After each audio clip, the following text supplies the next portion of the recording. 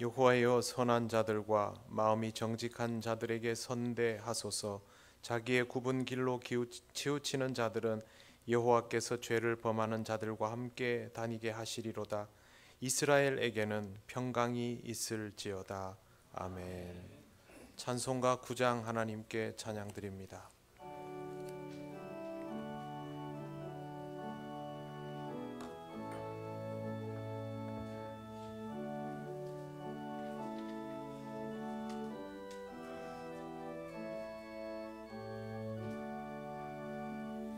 하늘에 가득 찬 영광의 하나님, 온 땅에 충만한 존귀하신 하나님, 생명과 빛으로 지혜와 권능으로 언제나 우리를 지키시는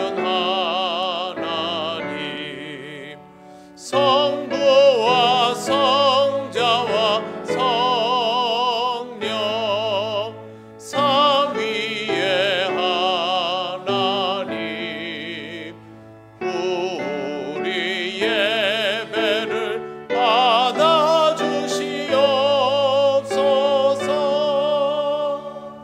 사랑이 넘치는 자비하신 은혜가 풍성한 구원의 하나님, 참회의 심령에 평안을 주시옵고 죄악과 허물을 용서하여 주소서. 찬송과 영광과 생명 구원의 하나님, 우리 예배를 받아주시옵소서.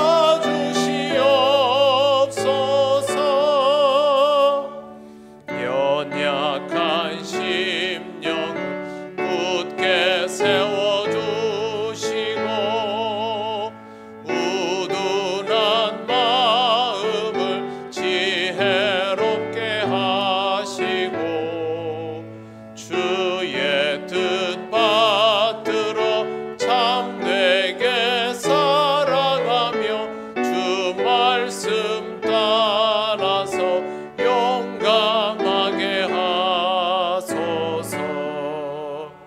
권능과 지혜와 사랑 은혜의 하나님, 우리 예배를 받아주시옵소서.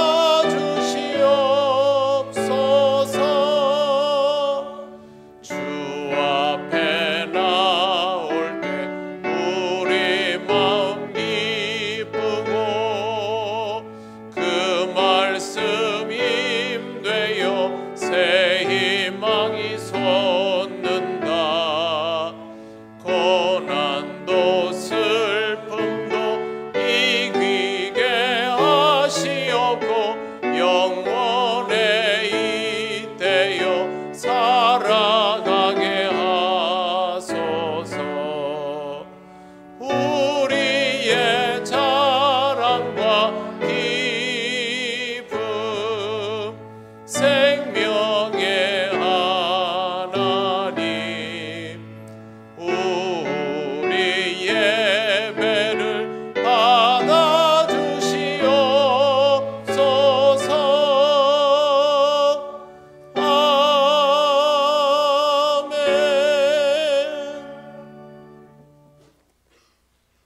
성시교독 94번입니다.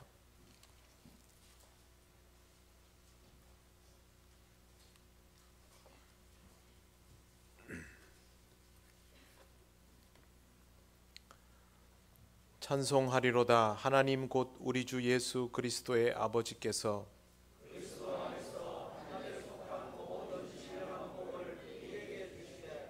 곧 창세전에 그리스도 안에서 우리를 택하사 우리로 사랑 안에서 그 앞에 거룩하고 흠이 없게 하시려고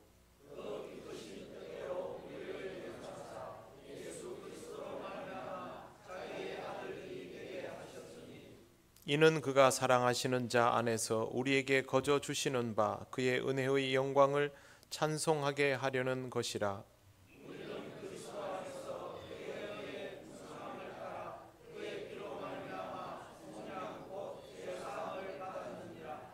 이는 그가 모든 지혜와 총명을 우리에게 넘치게 하사 그 뜻의 비밀을 우리에게 알리신 것이요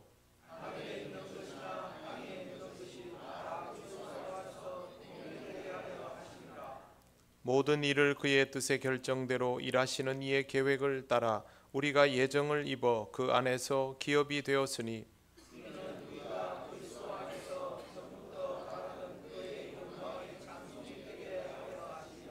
아멘. 나는 전능하신 아버지 하나님 천지의 창조주를 믿습니다. 나는 그의 유일하신 아들 우리 주 예수 그리스도를 믿습니다. 그는 성령으로 잉태되어 동정녀 마리아에게서 나시고 본디오 빌라도에게 고난을 받아 십자가에 못 박혀 죽으시고 장사된 지 사흘 만에 죽은 자 가운데서 다시 살아나셨으며 하늘에 오르시어 전능하신 아버지 하나님 우편에 앉아 계시다가 거기로부터 살아있는 자와 죽은 자를 심판하러 오십니다. 나는 성령을 믿으며 거룩한 공교회와 성도의 교제와 죄를 용서받는 것과 몸의 부활과 영생을 믿습니다. 아멘. 찬송가 46장 하나님께 찬양드립니다.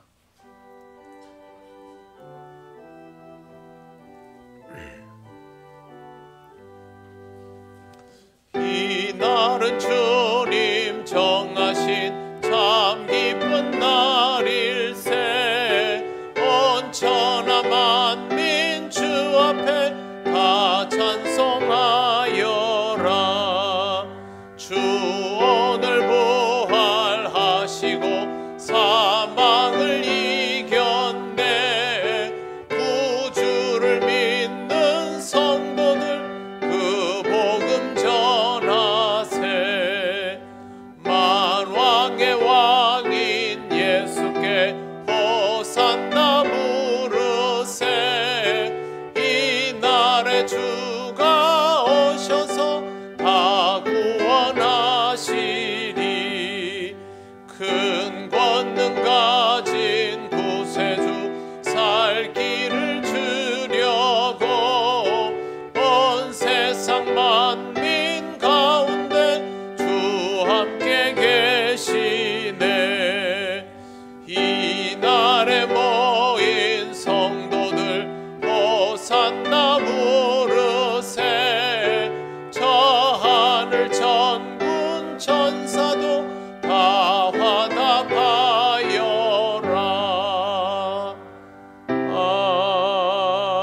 아멘.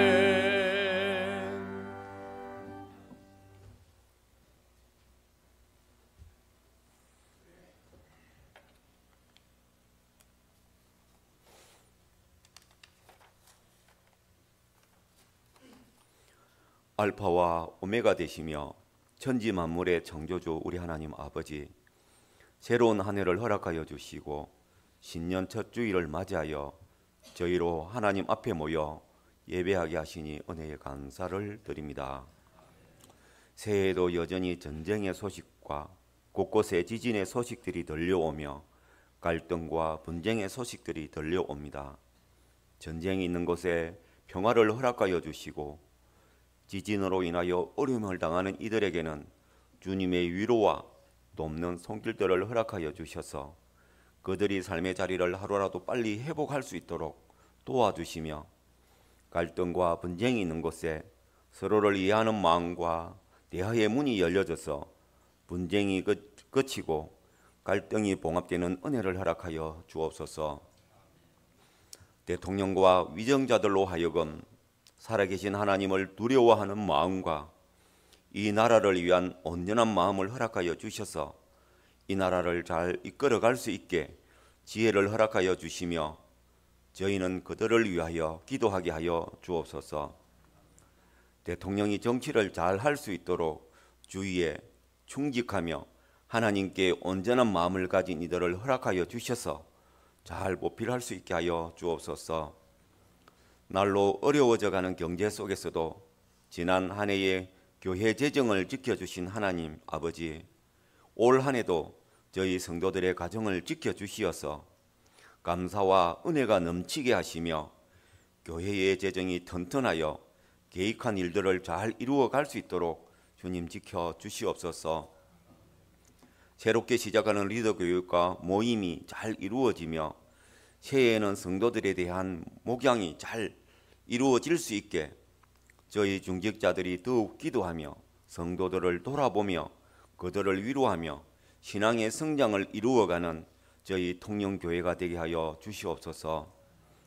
내일부터는 갑자기 기온이 내려가며 추워진다고 하니 연로하신 어르신들이 추위와 한파로 인하여 건강에 어려움을 겪지 않도록 지켜주시고 올 한 해도 하나님의 은혜 가운데 살아가게 하옵시며 감사의 제목들이 많아지게 하시며 기쁨이 충만하게 하여 주옵소서.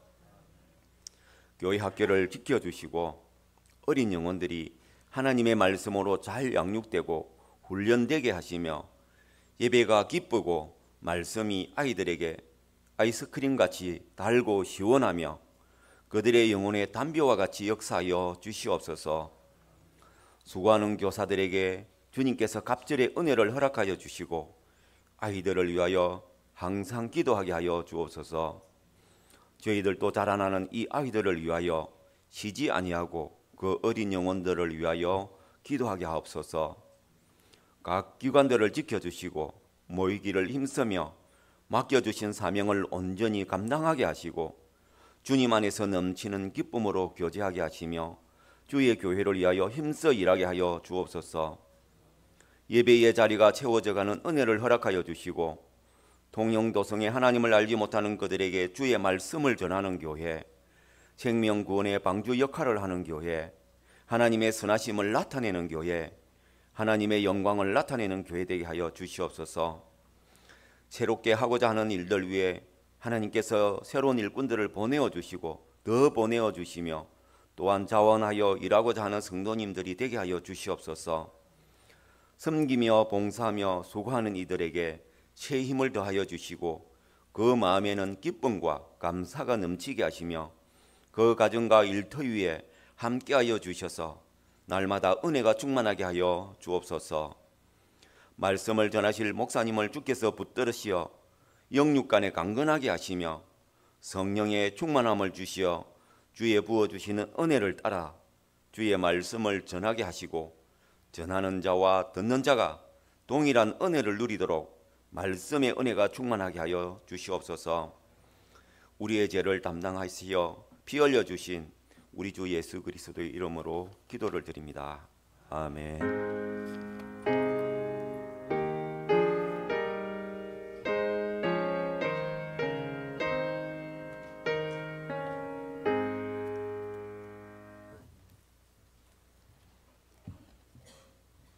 하나님 말씀 출애굽기 15장 26절입니다. 이 말씀은 구약 성경 106쪽에 있습니다. 출애굽기 15장 26절 말씀을 봉독합니다.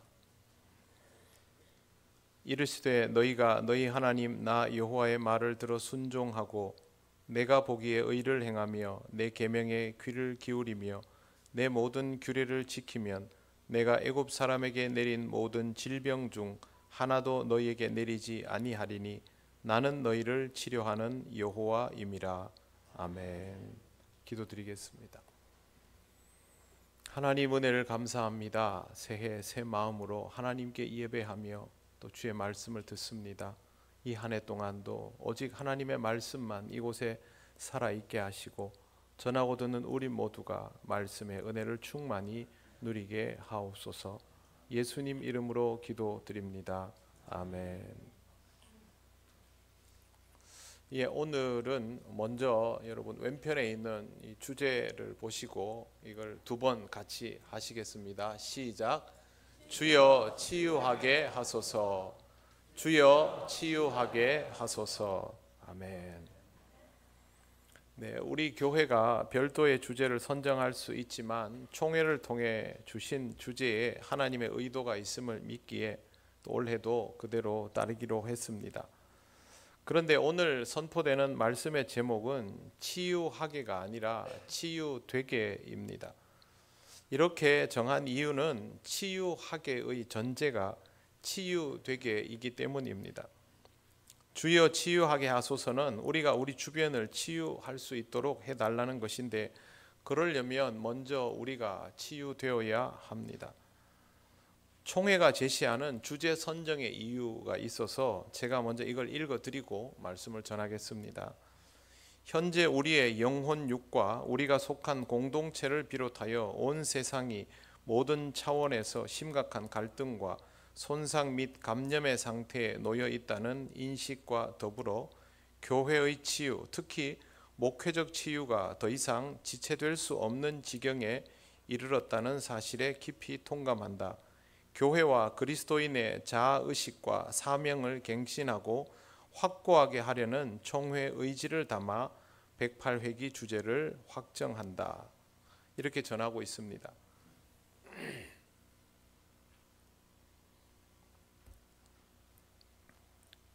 저는 사실 이 주제에 대한 가치 판단을 무겁게 하는 편은 아닙니다.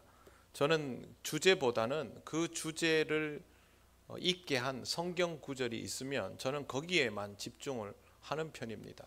주제에는 어떤 의도가 있을 수도 있지만 그 의도보다는 성경 구절 자체 속에 하나님의 의도가 훨씬 더 무겁고 선명하기 때문에 저는 일단 주제가 정해지고 나면 그 주제를 보기보다는 그 주제의 기반이 되는 성경 본문에만 집중을 합니다. 오늘도 성경 본문에만 집중해서 이 말씀을 함께 따라가 보겠습니다. 26절 말씀을 보시겠습니다. 제가 한번 천천히 읽겠습니다.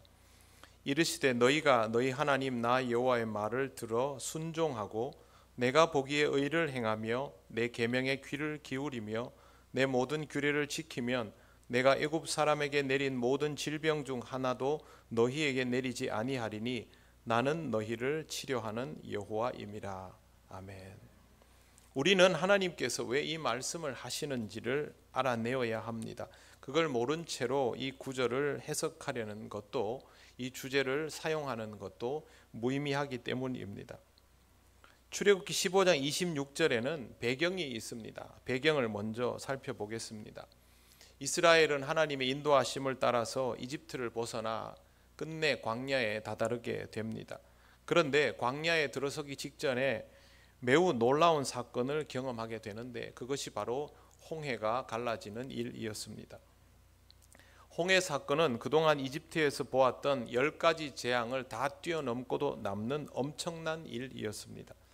이스라엘을 맹렬히 추격하던 애굽의 군대가 이스라엘을 거의 따라잡게 되었을 때 그들은 큰 두려움에 사로잡혔고 하나님과 모세를 원망하기 시작합니다. 그때 모세가 백성에게 한 말이 있습니다. 자, 오늘 읽은 성경 구절 말고 한 장만 앞으로 넘기셔서 출애굽기 14장을 펼쳐 주십시오.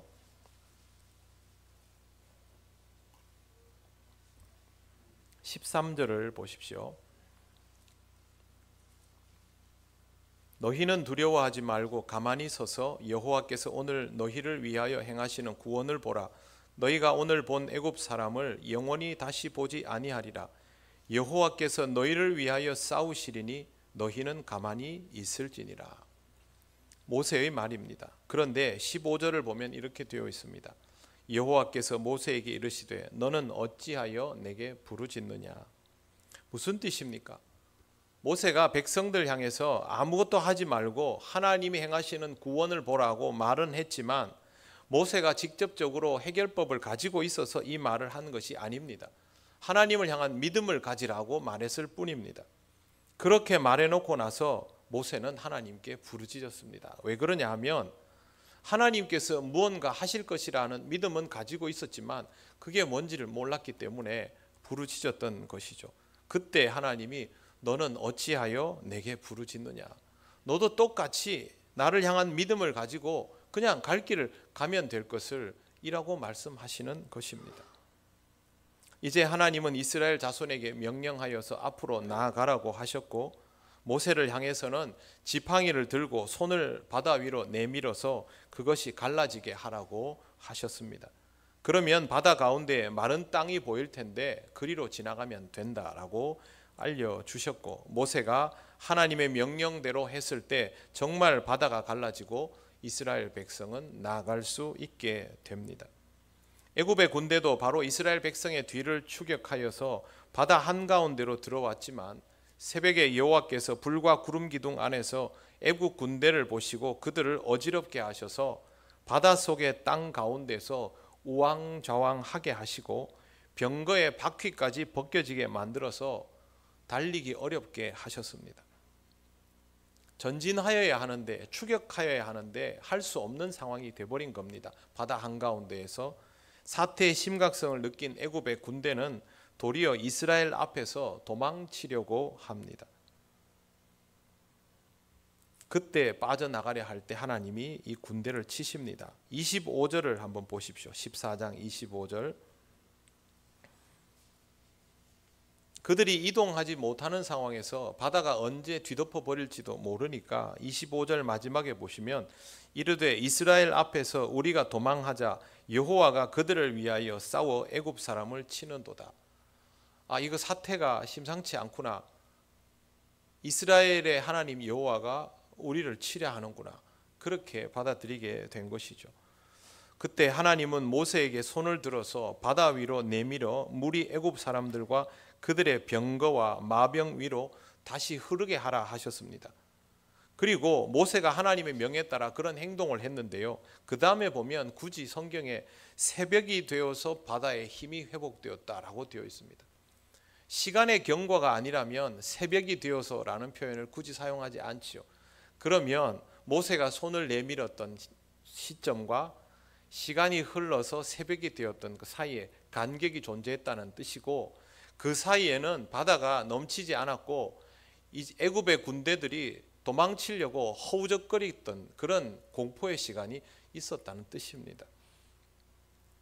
물이 차오르기 시작하자 애굽 사람들이 거슬러 도망치기 시작했지만 하나님께서 애굽 사람들을 바다 한가운데서 엎어버리셨습니다. 엎어버렸다는 말은 그들이 나가려는 방향으로 물이 밀려 들어온 것을 뜻합니다. 또한 물이 다시 흘러서 병거와 기병들을 덮어버렸습니다. 바로의 군대는 하나도 남겨지지 않고 수장되었습니다. 하나님은 그들의 퇴로에 물이 밀려 들어오게 하시고 좌우로 갈라졌던 물이 다시 모아지게 해서 이 군대를 완전히 수장시켜 버린 겁니다. 이러는 중에도 이스라엘 자손은 바다 가운데를 육지처럼 걸어 다녔고 완전히 구원받게 됩니다. 그런데 29절을 보십시오. 그러나 이스라엘 자손은 바다 가운데를 육지로 행하였고 물이 좌우에 벽이 되었더라. 그러나라는 표현이 들어간 이유는요, 애굽의 군대가 도망치려고 발버둥을 치는 것과 이스라엘 사람들이 건너편으로 넘어가려고 걸어가는 것이 같은 시점에 일어난 일이라는 뜻입니다. 애굽의 군대는 그 시간에 물이 뒤덮여져서 수장을 당하고 이스라엘 백성은 그 순간에 물이 막아서서 나갈 수 있게 만들었다. 동시에 일어난 일입니다. 한쪽은 물이 무너져 내리고 다른 한쪽은 물이 버텨주는 놀라운 일이 일어난 것이죠. 그리고 30절을 보면 그때의 참상이 나와 있습니다. 그날에 여호와께서 이같이 이스라엘을 애굽 사람의 손에서 구원하심에 이스라엘이 바닷가에서 애굽 사람들이 죽어 있는 것을 보았더라. 시체가 둥둥 떠내려오는 모습을 볼 때의 기분이 어땠을까요? 그들이 구원받았다는 사실에 기쁨과 안도감을 가지면서도 물가로 떠내려오는 애굽 군대의 시체를 보는 순간 두려움을 느꼈을 것입니다. 자신들도 까딱하면 이렇게 죽었을 것 아닙니까? 도대체 하나님이 어떤 분이시길래 그렇게 바다를 주재하시고 이렇게 막강한 군대를 마음먹은 대로 몰살시키시며 우리는 또 이 물에서 건져내시는가라는 생각을 할 수밖에 없었습니다. 결국 그들은 살게 되었습니다. 그들은 애굽 사람들에게 행하신 하나님의 그 놀랍고도 무서운 능력을 보았기에 하나님을 경외했고 하나님의 종 모세를 믿었다라고 성경에 기록하고 있습니다. 뿐만 아니라 마음껏 하나님을 찬미하였습니다. 그런데 이 찬미가 그리 오래 가지 않았습니다. 모든 것이 낯설은 광야로 들어서자마자 어려움이 시작되었기 때문입니다. 3일을 걸어가도 물이 없자 이스라엘 백성은 예민해지기 시작합니다. 그때 물을 발견하게 되었는데 하필이면 이 물이 써서 마실 수가 없었습니다. 이스라엘은 이곳을 마라라고 불렀습니다. 마라는 쓰다는 뜻인데 여러분, 이런 표현은 그냥 사용하지 않습니다. 물을 먹어보고 물이 쓰구나 이렇게 하지 않죠. 감정이 실린 표현입니다. 이 말은 무슨 뜻이냐면 하나님을 원망하며 이 말을 사용했습니다. 하나님을 원망했다는 기록이 성경에 있거든요. 그럼 이게 이런 의미가 됩니다. 하나님, 우리가 뭘 마실까요? 이걸 마시란 말입니까? 그렇게 하나님께 반응하는 것이죠. 결국 이 일로 인하여 모세가 하나님께 부르짖었고 하나님은 그곳에 나무의 가지를 하나 꺾어서 물에 던지게 했었는데 그랬더니 물이 달아져서 먹을 수 있게 되었습니다. 이제 오늘 우리가 읽은 본문으로 왔습니다. 이 백성을 여기까지 인도하신 하나님, 이집트의 강력한 군대를 수장시켜서 바다를 가르시기는 그런 놀라운 경험도 하게 해주셨던 이 하나님, 그럼에도 불구하고 이스라엘은 하나님을 믿고 의지하는 것이 아직도 제대로 되지 않고 있습니다. 하나님, 물이 없으면 하나님 마실 물이 없습니다 라고 하면 될 것을 하나님을 원망하는 것부터 했던 것입니다. 그러자 하나님께서 그들을 위하여 법도와 율례를 정하십니다. 오늘 읽은 본문 바로 앞에 25절을 보시면 마지막에 이렇게 되어 있습니다. 그들을 위하여 법도와 율례를 정하시고 그들을 시험하실세. 마라의 쓴물의 경험은 지나갔습니다. 그 경험이 지난 이후에 법도와 율례를 정하시고 시험을 하십니다. 어떤 법도인지 어떤 시험인지는 정확히 알 수 없지만 하나님께서 이스라엘을 위하여 무언가를 정하셨고 그걸 똑바로 지킬 수 있는지 없는지 테스트하셨다는 것을 알 수 있습니다. 하나님이 이렇게 하신 이유는 아직 이 민족이 하나님을 대하는 태도에서 기본기가 전혀 없다라는 것을 아셨기 때문입니다. 바다를 갈라서 홍해를 건너게 하시고 또 그 바다를 다시 덮으셔서 이집트의 군대를 완전히 멸절시키는 하나님의 놀라운 권능을 찬양하던 이 백성이 딱 3일 만에 하나님을 원망했기 때문입니다. 이 정도면 언제든지 얼마든지 하나님 앞에서 돌아설 수 있는 수준 아닙니까? 그래서 하나님께서 그들에게 기준을 제시하신 것, 그게 바로 율례와 법도입니다. 뿐만 아니라 하나님은 그들을 시험하셨습니다. 바로 얼마 전에 이스라엘이 쓴물 나오는 지역을 벗어났지 않습니까? 그런데 시험하셨다는 것은 이런 마라와 같은 관문이, 숙제가 그들에게 계속 더 있었다는 뜻입니다.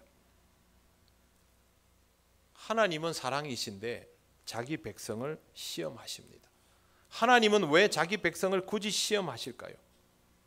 하나님의 백성답게 하기 위하여 그렇게 시험하십니다. 하나님의 백성다워지려면 하나님 이외에는 누구도 대면할 수 없는 광야로 나아가져야 하고 그 광야를 통하여 하나님이 주신 법도와 율례를 지키면서 시험받아야 합니다. 그것을 통하여 하나님의 백성다워져야 그 다음이 존재하는 것입니다. 하나님은 이 과정에 대해서 오늘 우리가 읽은 본문에서 다음과 같이 말씀하십니다. 이제 26절을 보십시오. 합독을 하겠습니다. 시작. 이르시되 너희가 너희 하나님 나 여호와의 말을 들어 순종하고 내가 보기에 의를 행하며 내 계명에 귀를 기울이며 내 모든 규례를 지키면 내가 애굽 사람에게 내린 모든 질병 중 하나도 너희에게 내리지 아니하리니 나는 너희를 치료하는 여호와임이라. 아멘. 하나님의 말씀에 순종하고 하나님 보시기에 의를 행한다라는 것은 말씀대로 살아간다는 것과 하나님이 제시하는 기준에 잘 맞춘다는 뜻입니다. 내 계명에 귀를 기울이며 내 모든 규례를 지키면, 이 말씀은 하나님이 정하여 주신 계명과 규례를 잘 지킨다는 뜻인데, 그럼 이 둘이 뭐가 다를까요? 어차피 하나님 말씀에 다 순종하는 거 아닙니까? 공동 번역은 이렇게 써놓았습니다. 너 이스라엘이 너희 하나님 야훼의 말을 들어 순종하고 그가 보기에 바르게 살며 그 명령을 귀에 담아 모든 규칙을 지키면, 이렇게 되어 있습니다. 아주 간단하게 말씀을 드리면 이런 뜻입니다. 이제부터는 스스로의 판단을 따르는 것이 아니라 하나님의 말씀, 즉 하나님의 판단을 따르고, 하나님께서 한번 지키라고 얘기하시는 게 아니라 꾸준히 지키도록 제시하신 것, 계명과 규례죠. 그걸 주시면 그걸 꾸준히 지켜나가라, 이런 뜻입니다. 하나님의 백성이면 하나님의 백성답게 하나님의 판단에 순종하면서 거기 토달지 말고, 불평하고 원망하지 말고, 상황에 따라서 태도 바꾸지 말고 일관성 있게 살아라는 뜻입니다. 그렇게 하면 하나님께서 애굽 사람에게 내린 질병 중에 어떤 것도 내리지 않을 것이다 하셨습니다. 본문을 잘 보셔야 됩니다. 그 질병으로부터 보호해 주시겠다가 아니라 그 병을 주지 않겠다입니다. 하나님이 이 말씀을 하시는 이유는 이 질병의 주도권이 하나님께 있기 때문입니다. 그러면 하나님 말씀대로 하지 않으면 어떻게 됩니까? 그때는 질병을 주시겠다는 겁니다. 애굽이 겪었던 고통을 너희도 고스란히 경험하게 하겠다라고 말씀하시는 겁니다. 그러면서 하시는 말씀이 나는 너희를 치료하는 여호와임이라 였습니다. 순종하지 않으면 병을 주시겠다라고 말씀하시는 하나님이 어떻게 치료하시는 여호와일 수 있습니까? 병 주시는 여호와 아닙니까? 이거는 우리가 원하는 치료법이 아닙니다. 우리는 이런 치료법을 원치 않지요. 그런데 왜 하나님은 치료하시는 하나님이시다라고 스스로 말씀하십니까? 이게 하나님의 치료법이기 때문입니다. 하나님의 치료법은 이스라엘 백성이 전염병에 걸리면 그 병을 낫게 하고 그걸 예방시켜주고 뱀에 물리면 독을 빼주는 그런 치료법이 아닙니다. 하나님의 치료법은 이스라엘이 하나님의 백성이 되지 못하고 세상 병에 걸려 있으면 그 병을 낫게 하시는 치료법인 것입니다. 이걸 이해하지 못한 상태로는 이 본문을 아무리 읽어도 의미를 알 수가 없습니다. 나는 너희를 치료하는 여호와임이라. 아, 하나님은 내가 아프면 고쳐주시겠구나. 술을 먹고 술병이 걸려도 숙취를 해소해 주시고, 싸우다가 두들겨 맞고 두들겨 패도 내한테 있는 상처들을 다 치료해 주실 것이고, 다른 사람과의 관계에서 마음의 상처를 입으면 이런 마음의 병도 고쳐주시겠구나. 여러분, 고쳐주시면 문제가 다 해결됩니까? 술을 끊지 못하면 또 술을 마시는 것이고, 성질머리를 고치지 않으면 또 누군가와 싸우게 될 것이고, 그러면 또 상처가 날 것이고, 내 자존감이 낮아져 있다면 관계성이 있을 때마다 마음의 상처를 입는 일을 반복하게 될 텐데, 그러면 하나님의 치료는 쓸모가 없는 거 아닙니까? 하나님은 그런 치료를 하시는 분이 아닙니다. 조금만 힘들고 어려우면 뒤를 돌아보고 애굽을 그리워하고 노예 시절을 떠올리는 수준이면 치료가 되었다고 할 수 없습니다. 신앙생활을 그렇게 많이 하지 않습니까? 예배를 드렸다가 말았다가, 기도를 드렸다가 말았다가, 사역을 했다가 말았다가. 예수를 믿는다고 말은 하지만 치료된 사람이라고 말할 수 없습니다. 하나님의 치료는 자꾸만 재발하는 수준의 그런 치료가 아닙니다. 완전히 달라지게 하는 완벽한 치유입니다. 우리는 하나님의 치유하심을 오해하지 말아야 합니다.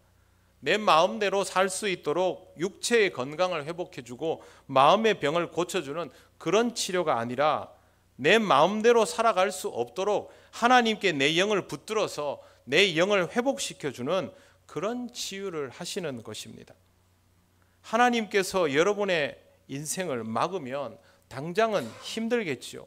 여러분의 인생에 고난을 주면 당장은 쓰겠지요. 그러나 그것으로 인하여 스트레스를 받기보다는 하나님 앞으로 더 나아오시기를 바랍니다. 하나님께서 이스라엘에게 쓴물을 주시고 광야를 주신 이유는 하나님이 주시는 단물을 경험하게 하고 하나님의 은혜가 무엇이 다른가를 직접 체험하게 하기 위해서였습니다. 그들에게 율례와 법도가 필요하다라는 것이 인식이 되어야 율례와 법도를 주면 이거를 지켜야 사는구나, 그렇게 받아들이지 않겠습니까? 그러면 하나님의 치료법은 그렇게 가는 것이죠. 이 치유를 통해서 제대로 하나님의 사람이 되어야만 합니다. 하나님이 허락하신 약속의 성취를 경험하면서 이 땅에서 모든 욕망의 굴레로부터 자유와 해방을 누리는 단계까지 나아가져야 하는 것이죠. 그러니 신앙적이지 않아서 내 삶이 불편해지면 그걸 편하게 해달라고 기도하지 말고, 기도도 안 하겠지만 나를 신앙적인 사람이 될 수 있도록 고쳐 써달라고 기도해야 합니다.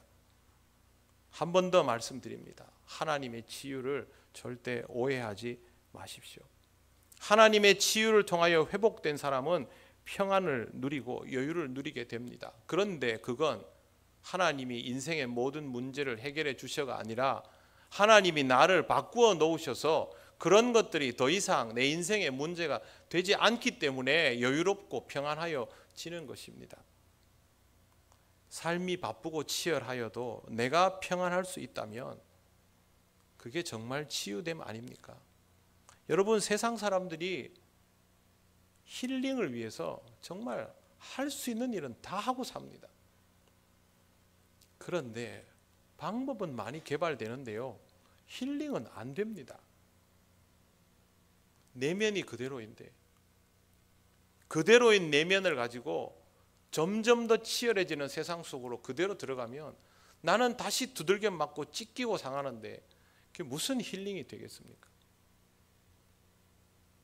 정말 힐링이 되려면 내가 달라져야 되고, 하나님은 그런 나를 바꾸기 위해서 나를 고쳐주시는 겁니다.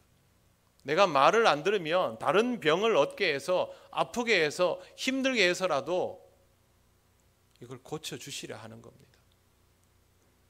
내 진짜 모습을 바꾸어 주시기 때문에 하나님은 치료하시는 하나님이십니다.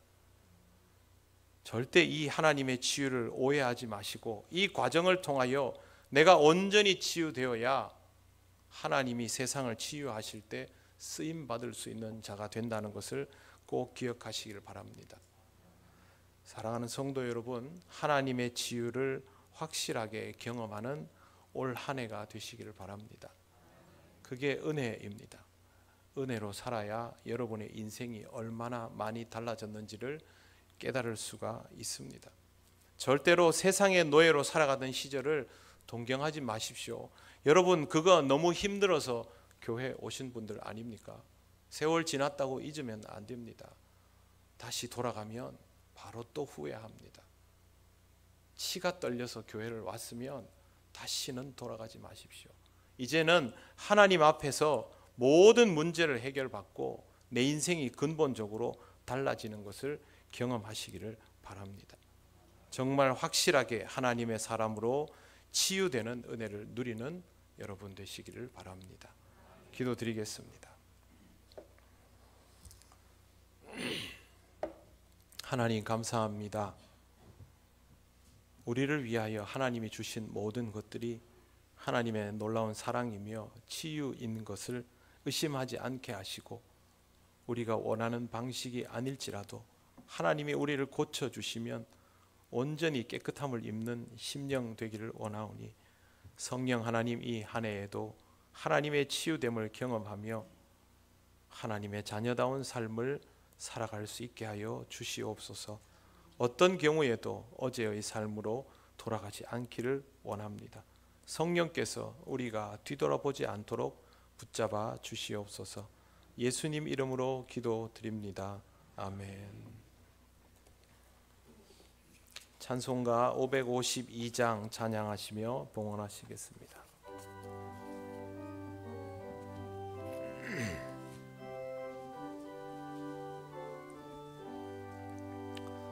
아침 해가 돋을 때 만물 신선하여라. 나도 세상 지낼 때 햇빛 되게 하소서.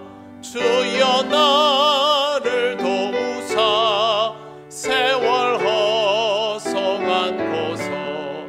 어두운 세상 지낼 때 햇빛 되게 하소서.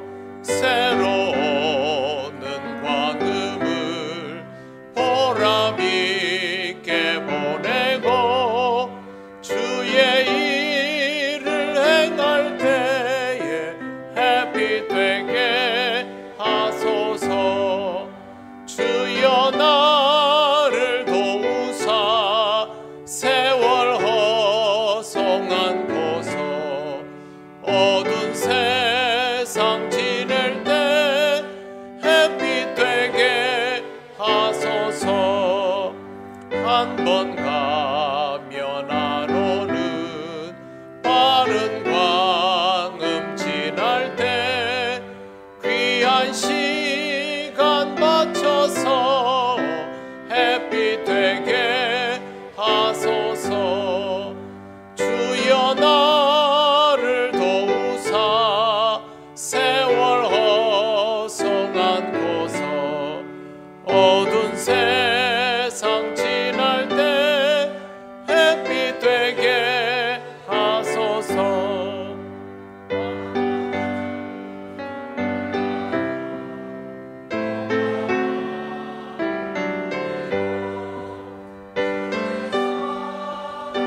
나타내 햇빛 되게 하소서. 주여 나를 도우사 세월 허송한 고서. 어두운 세상 지낼 때 햇빛 되게 하소서. 아멘. 하나님 감사합니다. 오늘도 하나님께서 우리에게 기회를 주셔서 이렇게 기쁨으로 예물을 드립니다. 이 한 해에도 하나님 은혜 가운데 살면서 하나님 앞에 기쁨으로 봉헌할 수 있는 믿음과 또 모든 삶의 정황들을 허락하여 주옵소서. 하나님 앞에 정성을 다할 수 있기를 원합니다. 우리 모든 성도들의 삶을 지탱하여 주실 뿐만 아니라 하나님 영광을 드러내기 위한 모든 일들에 역사하여 주셔서 하나님의 응답으로 살아가게 하옵소서. 예수님 이름으로 기도드립니다. 아멘.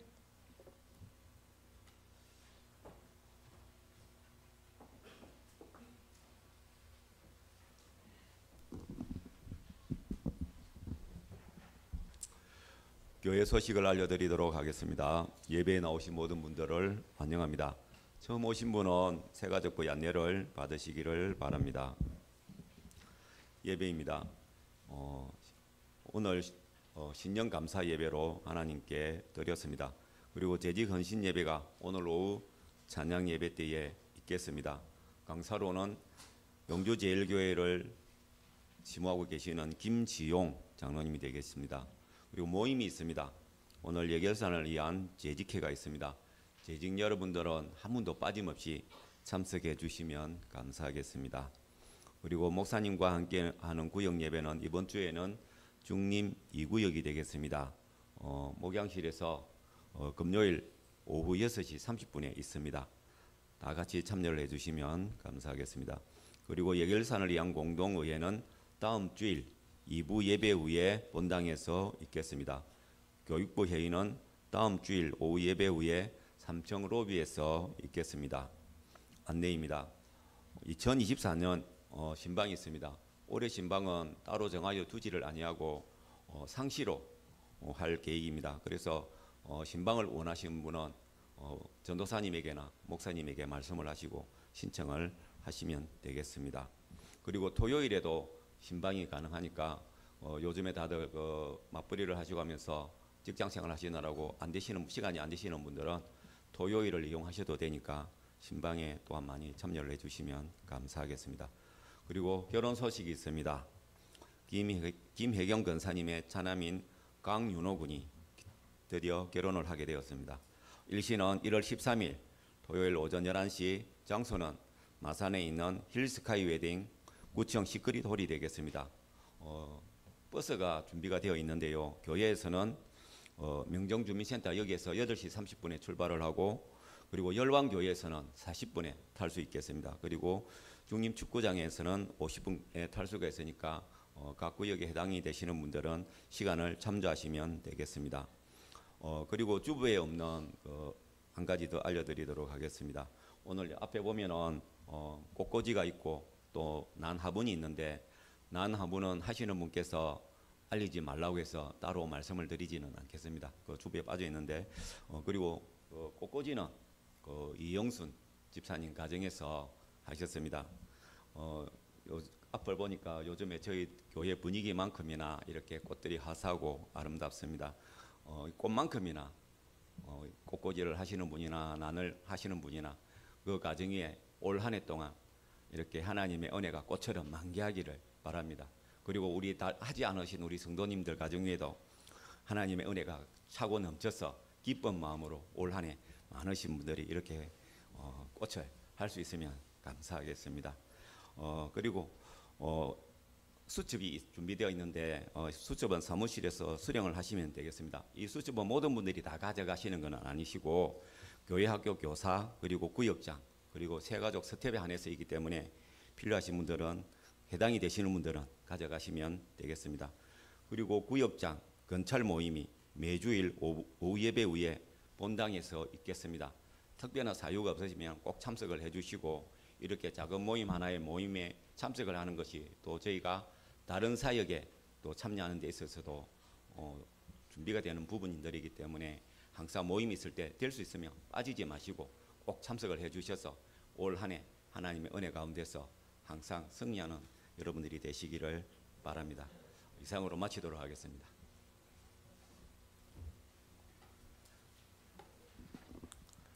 네, 오늘 신년주일에 우리 세 가족 있습니다. 양미란 집사님, 신앙생활을 조금 쉬시다가 나오셨는데요. 잠깐 일어나시죠. 네. 제가 먼저 기도드리겠습니다. 하나님 감사합니다. 하나님의 계획 속에, 하나님의 섭리 속에 살아오던 우리 양미란 집사님, 우리 통영교회를 통해서 하나님 허락하신 기쁨과 평안의 신앙생활을 하게 하심을 감사합니다. 주님 안에서 우리가 동행하고 동역하게 하셔서 하나님이 주시는 참 평안을 누리게 하옵소서. 예수님 이름으로 기도드립니다. 아멘. 박수로 환영하시겠습니다.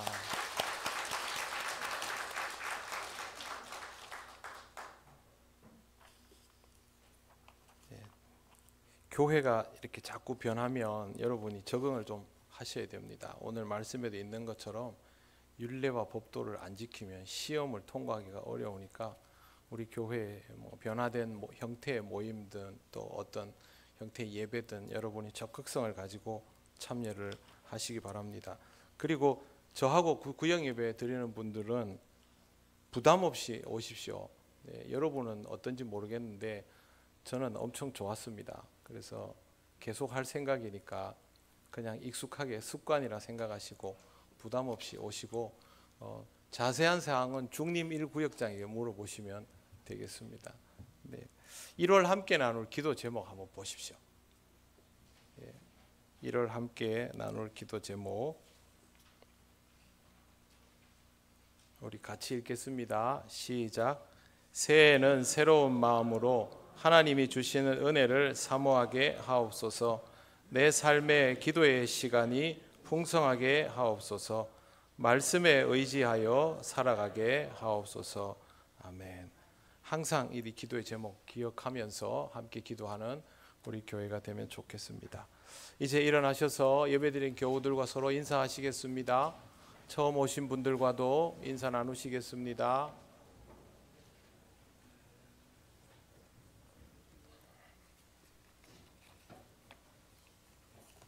찬송가 635장 주기도문 찬양 드립니다.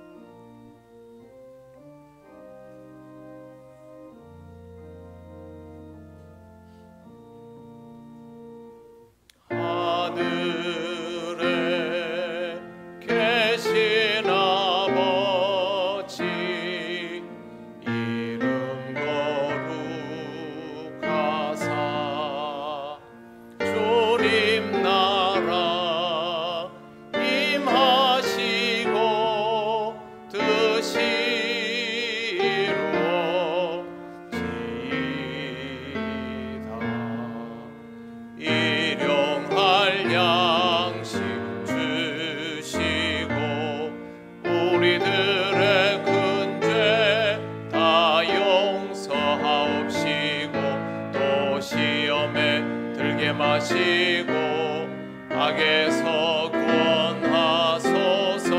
내게 주의 나라 주의 권세 주의 영광 영원히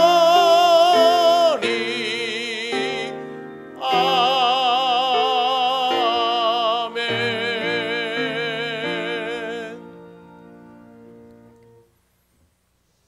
우리 주 예수 그리스도의 크신 은혜와 하나님 아버지의 놀라우신 사랑과 성령님의 교통하시고 인도하여 주심이 하나님의 치유됨을 통하여 새로운 삶을 살아가며 하나님 기뻐하시는 길로 나아가기를 원하는 이 시간 예배하는 권속들 위에 영원토록 함께 하시기를 간절히 축원하옵나이다. 아멘.